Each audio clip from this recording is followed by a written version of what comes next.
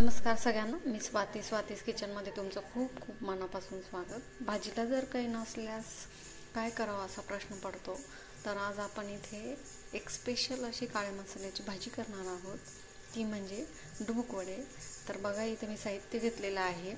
इथे कोथिंबीर, मिरच्या, लाल मिरच्या, कांदा, आलं, लसूण, खोबरं आणि डाळ। आता हे सगळं आपण भाजून घेणार आहोत।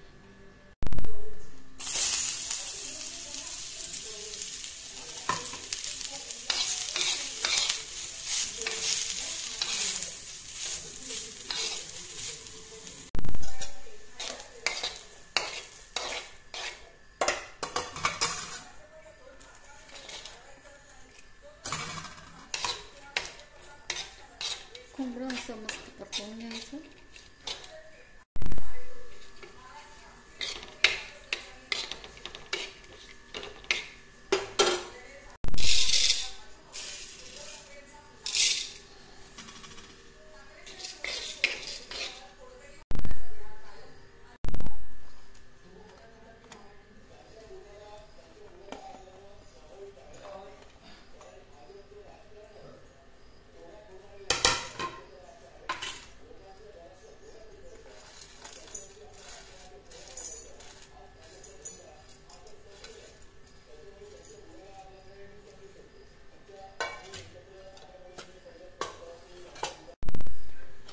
चला तर मग हा मसाला आपण वाटून घेणार आहोत। यामध्ये मी 3 चमचे काळा मसाला घेतलेला आहे, हा बघा।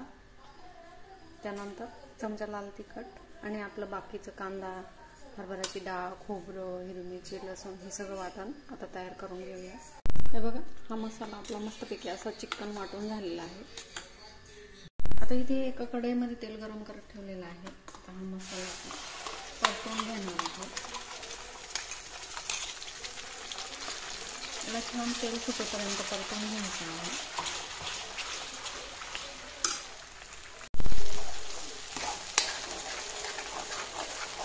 मस्त परतून घेऊया।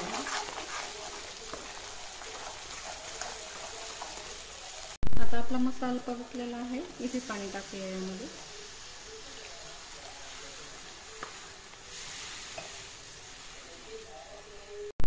मीठ टाकूया चवीनुसार।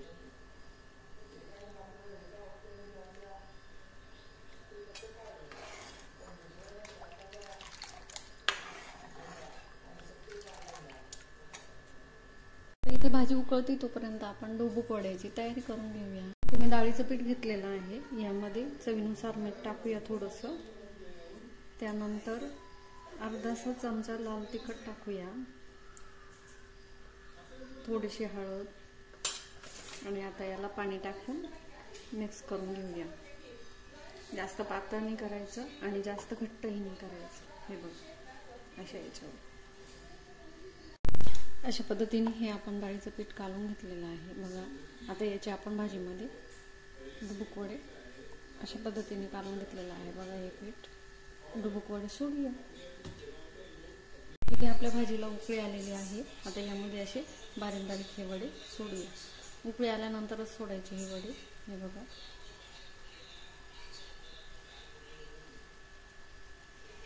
बारीक बारीक सोडायचे।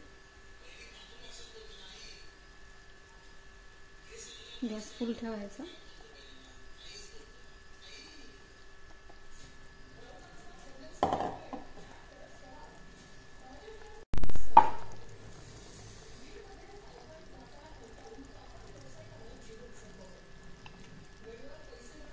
चला तर मग आपली डुबुक वड्याची मस्त अशी ही तर्रीदार भाजी तयार झालेली आहे बघा।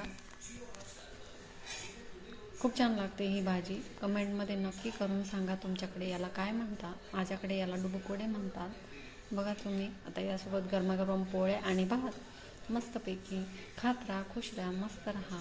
तोपर्यंत माझ्या चॅनलला सबस्क्राईब करा। थँक्यू।